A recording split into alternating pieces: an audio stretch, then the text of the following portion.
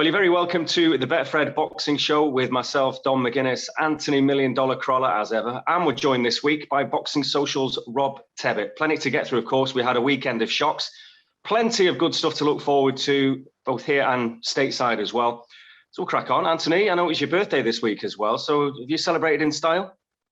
It was, and I think you know all about that. It involved missing the last train home from London with yourself, a few drinks too many. And yes, 35 years young. And I've got all my life in order. I've never been happier. And yeah, really good birthday, mate. Very good. Rob, good week? Yeah, not bad. I'm a little bit disappointed that I didn't get the invite, of course, along to Anthony Crolla's 35th birthday. I'm completely not bitter about that. But other than that, I'm doing very well. Thanks, Dom. How are you? I'm all right. Well, if you'd have seen the caper in London yesterday, you probably didn't want that invite after all. So don't worry about it. They all felt this morning, mate. Anyway, it is on with the show. Now, firstly, because we were on a bit of a tour last week. We're in Manchester, obviously, for the presses for the 18th of December, that DAZN card. And we were also in Sheffield for the Kid Galahad, Kiko Martinez press conference. So the Betfred Boxing Show was on the road. Now, nobody saw that coming from Kiko Martinez. No one. Absolutely. I don't know, we'll speak to Rob in a minute. I don't know if anyone in sort of who he was coming across was saying the same. But I think, and you've got to remember, I think before the first knockdown, which really finished it, was I thought Galahad was looking fantastic. I think, when you think how long Kiko Martinez has been around and operating at that level, I mean, I know he's shown that he still had something left against Selpa Barrett, but I'm not having there was anyone out there who thought, realistically he was going to do that to Kid Galahad. But what a shot, honestly, what a shot. For me, that's one of the biggest upsets we've seen in recent years. And I know about the power that Kiko carries and he can never rule him out. But for me, that was just a huge upset. Rob, were you as surprised as we were? I very much was surprised there. Just to echo what Anthony said there, as always in boxing, you have your Monday night quarterbacks, as they say in America, where people go, well, I said this and I said that. Listen, nobody reasonably could have expected Kiko Martinez to do what he's done. We've seen him over the years come over and upset the apple cart all of those years ago against Bernard Dunn. We've seen him over in America against Johnny Romero winning the world title. Zelfa Barrett gave a good account of himself, but I think it's fair to say that, Kid Galahad, particularly coming off the back of that performance against Jazza Dickens, becoming world champion after the long road that he had to get there. I didn't expect for 1 minute there to be not even a chance of him losing. I felt like this was a fight that was set up to make him look very, very good. Kiko, you know what you're going to expect. You know what you're going to get from Kiko every time he comes, he brings it. But ultimately, in recent years, in particular at featherweight, you look at the likes of Gary Russell, Leo Santa Cruz, obviously going back a few years now, Scott Quigg and Carl Frampton at Super Bantam, what they did with Kiko Martinez. And, I felt like he would come and he would give it a good go. But ultimately, I felt like stylistically, it was about as good as you could have got for Kid Galahad. And that's kind of how it played out, really, as Anthony said, until it was 15 seconds before the end of the round and then 5 seconds the other side. So he won 20 seconds of the fight, but that's why we love boxing. It was good enough to become the new champion. Well, also on the card, maybe not as big a shock, because I know that, Anthony, we were at the press conference last week and we were talking to Terry Harper, we were talking to, obviously, to Barry and Kid and everything else. But, you always felt that she'd been out for such a long time, Terry Harper. She'd had the problems with her hands. And Alicia Baumgartner, when she got off the stage, she caught your attention because straight away you were struck by the confidence. So that wasn't as big a shock, was it? No, it wasn't. I mean, there was a few people who give her a very good chance of it pulling off the upset, because it would still be classed as an upset. But I thought that myself, I thought, once I seen how confident she was, it was genuine confidence, wasn't it, Dom? Rob, who was at the presser, and I seen her there. She's on stage. She's in a Adidas twin set. She swaggered off the stage, and the Doncaster lot was like, it wasn't being disrespectful in any way, but was confident, and on the head to head, they're shouting things out, and the way she just strutted off stage, just looked at them all, and basically on her own, didn't have anyone who was just saying, "Y'all wait and see Saturday. Y'all wait and see what happens Saturday." And I was like, no, we was struck by what we done. We was like, no, she's very, very confident. And then I think I seen the weigh-in, she looked in unbelievable shape, and so it wasn't seen as that much a shock to me. But the way she went about it was very, very impressive. Hurting Terry from the start. I think, like say now, I think you've got to really feel for Terry. In the hand injuries back to back. She's a girl who seems to struggle with confidence a little bit, and it's just now she can come back, and I believe she will come back, but it's not going to be easy for her. Yeah. Again, you love a twin set, don't you, Crolla? I do love. I'm a sucker for a good twin set, and I was really impressed with that one. Just the old swagger of her. She was just super confident, wasn't she? And there's some huge fights. And I will see if we see the rematch with Terry, or whether we see Terry come back at a higher weight. We will see. Yeah, that's a question for you then, Rob. What happens next with those two fighters, with Kid and with Terry? Well, just to kind of echo what Anthony said there, I was very much struck by Baumgartner's confidence as well. I felt like as early as the first round, she really settled into the fight. She had that classic kind of relaxed Midwest American style, and everything was nice and loose, and she really settled into it. I don't see really any way that we see Terry Harper take that rematch. She's very young. She's 25. The difference between her and Barry Kid Galahad, who we'll come on to shortly, is that, she does have options. She's still, very relatively inexperienced, still early in her career. Whereas Barry, I mentioned he's taken kind of the hard road as a professional. He's made no secret really, and not shied away from the fact that he's not always the most likable person. He's had to force himself to get to that world level and get the shots.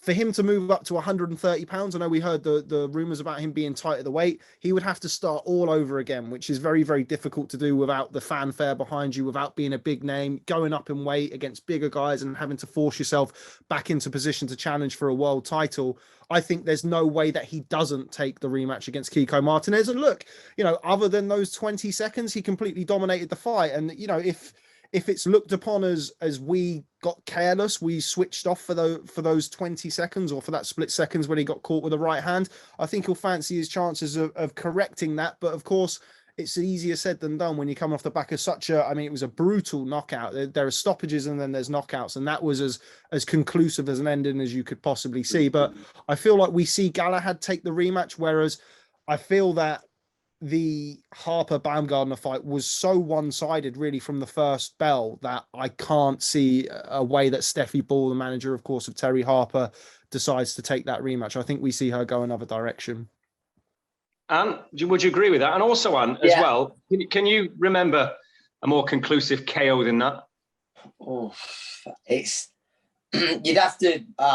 Listen, you could possibly pick a few, but off the top of my head, no, not. And it was just like the shock of it all. Like I said, it was a huge upset. I'm not having anyone was tipping that. We actually, in the gym group chat, we was giving one of the lads stick for saying it went to points. I mean, maybe that was a bit crazy, but it didn't look like it was going to go all the way. Certainly the way the fight started. You got to remember as well, Kiko was buzzed in the first round. But yeah, I totally agree with what Rob says there. I think Steffi, he knows Terry very well. Looked after her really well, Joe, so far in her career. For me, it wouldn't be the right move to go in for that rematch. I know she's had time out, so I don't believe in having, a big long layoff, get back in there, but I don't think she needs that rematch. Whereas with Barry, with Kid Galahad, I think that it makes a lot of sense to put that right. Right. Well, moving on from the shock that was Sheffield, there's plenty of action, of course, this weekend, and there's a fantastic opportunity in a world title fight. It's not going to be easy. This is on Friday, of course. Demetrius Andrade and Jason Quigley. Andrade, 30 fights, 30 wins. Quigley's had 10 fights less and just the one blip. But again, a massive underdog. So talk amongst yourselves on this one, Anne and Rob. How does this one go? Go on, Rob. You start, mate. I think it's a tough fight for Jason Quigley. I really do think it's a tall order for him. Obviously, he had success as an amateur, silver medalist at the World Amateur Championships. They don't just give those out. But it's never really happened for him as a professional. Of course, he started his pro career out on the west coast of America under Golden Boy, and kind of he was being billed as this kind of Irish Mexican. I mean, it's similar to when Michael Conlan started out in America as a professional, and it never really fit the style. And of course, he had that blip, as you've just mentioned there, against Turiano Johnson, and he struggled to get the fights really. I think it's a really tough ask for him. Demetrius Andrade, I feel, is is underrated. I think he gets a lot of stick because sometimes he's not the most entertaining fighter to watch. He's not the most easy on the eye. I think athletically, he's very, very gifted. And look, we saw in the Liam Williams fight, he started that fight at pace. He started it at a canter. And Liam Williams, if you remember, actually did very well to survive the early onslaught in that fight. I think Andrade will come out. He'll let his hands go and show off his athleticism early on. And for me, Jason Quigley, who, we shouldn't say this, obviously, is an independent member of the media. Jason Quigley, one of the good guys in boxing. I think anybody who has come into contact with him, would feel the same way. He has to survive that early onslaught, in my opinion, if he's going to have any success. And look, we've seen Andrade fade late in fights. He's a big middleweight now. It's hard to believe that only a few years ago he was 154 pounds. If Quigley can survive that early onslaught and take it into the second half of the fight, and we do see Andrade dip like we did in the Liam Williams fight where he had success in the second half of the fight, then maybe we could see something from Jason Quigley. But personally, I think Demetrius Andrade wins the fight and probably looks very good doing so. Yeah, I think it's hard to disagree with much what Rob says there. And I think I'm the same, like, without being biased, you couldn't meet a nicer lad than Jason Quigley. You'd love him to do it. But I think with Andrade, he's so big at the weight. I remember years ago being in New York when he fought Brian Rose. And although Brian was a mate, realistically, I was thinking Brian's best chance is that he's absolutely done at the weight. He wasn't. And then I seen him out when I was in Texas, in San Antonio, when Callum Smith was fighting Canelo. In fact, I was actually talking with Boxing Socials Andy Proel, Rob, and we were saying, I can't believe he's absolutely huge. And I thought, he's not making middleweight again. And I think a lot of people give Liam he was an underdog, but he was a very live one, very strong at the weight. And I think some like you say, Liam done well to carry on through that early onslaught. But I remember there's an uppercut he couldn't miss Liam with.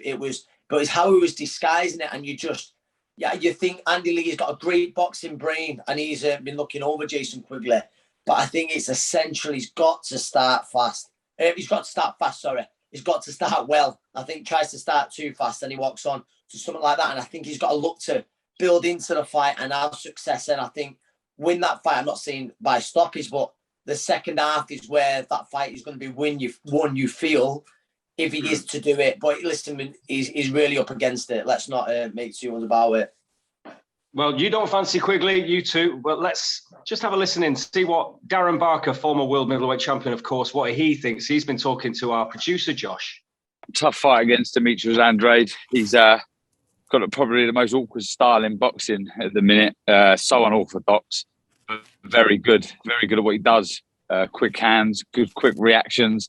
Jumps in with a lead uppercut, shades of Nazim Hamid.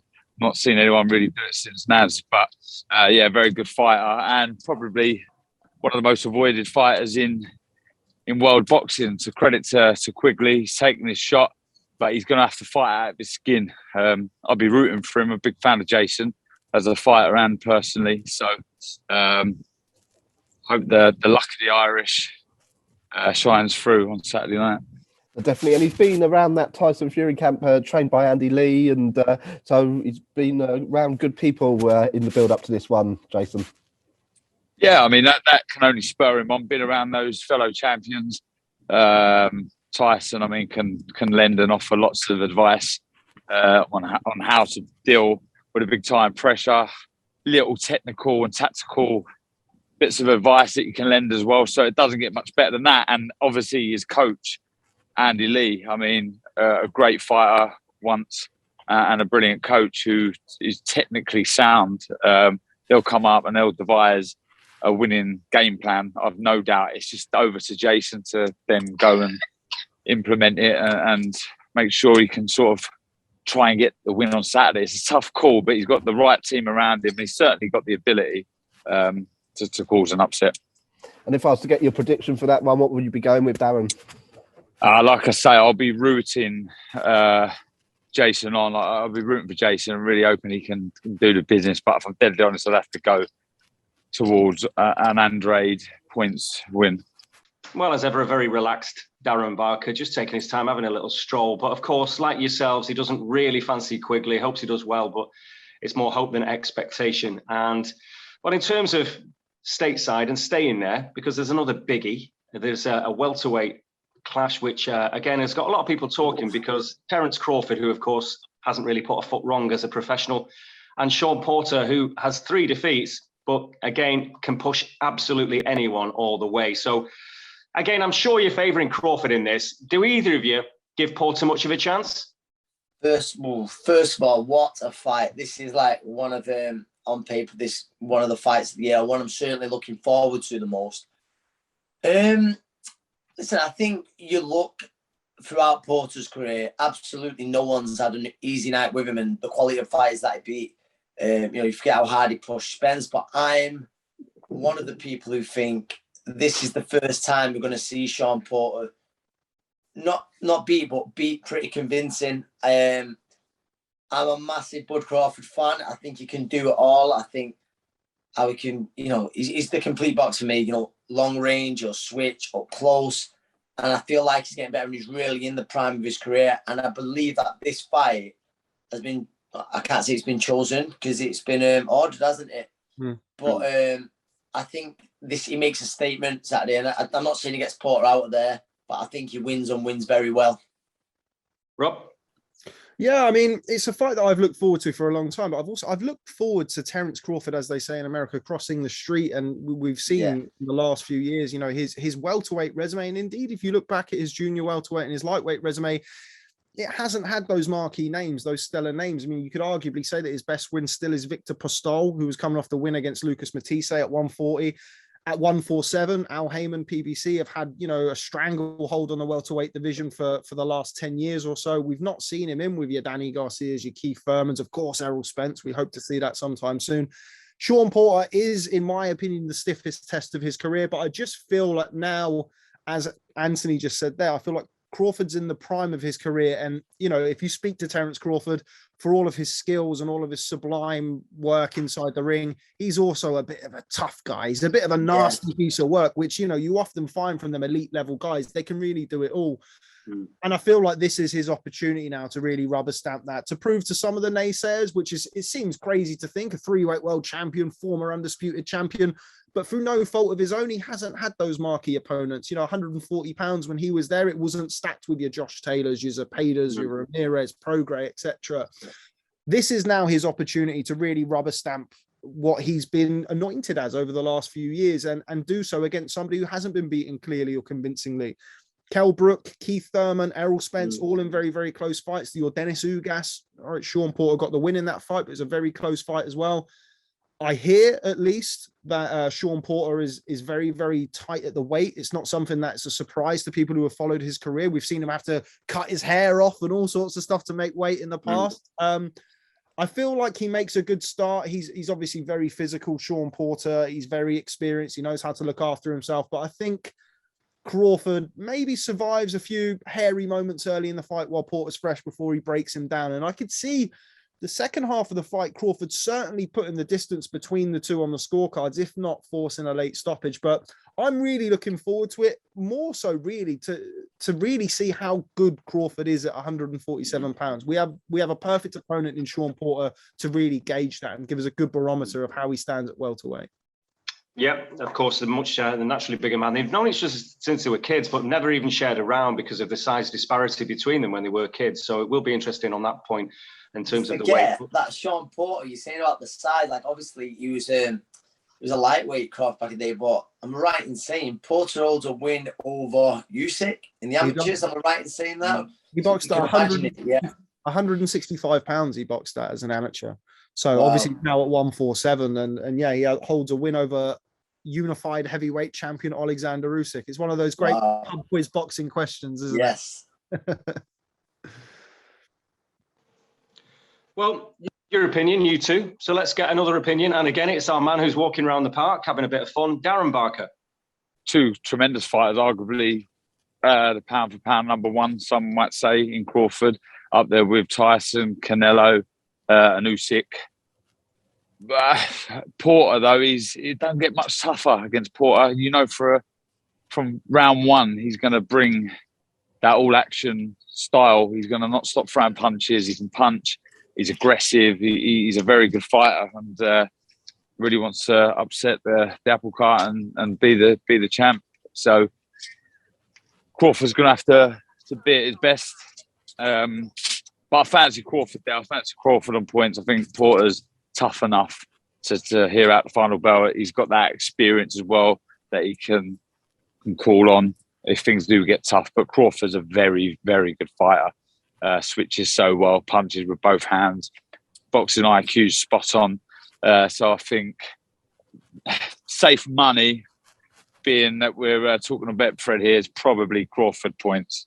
So it's a clean sweep. Barker's also going for Crawford. And of course, get all the latest odds on Betfred. Now, there is another show, and this is on home soil. It's a UK show. It's a boxer show on Sky Sports. And again, there's been some changes to the card, a couple of dropouts. No Caroline Dubois making her debut. Stephen Ward isn't fighting either. He had an interesting one against Mikhail Lawal. But I've got to start, even though Richard Riakporhe obviously is the main man in the show, if you like. The one that catches the eye is Ophi Burton against Dan Aziz, or Hosea Burton, to give him his proper title, if you like, against Dan Aziz for that British light heavyweight title. A man, of course, you've known for forever, Burton Anthony, and he's had a stop-start career, not a great deal of luck, a real talent, a great lad, and what an opportunity for both lads.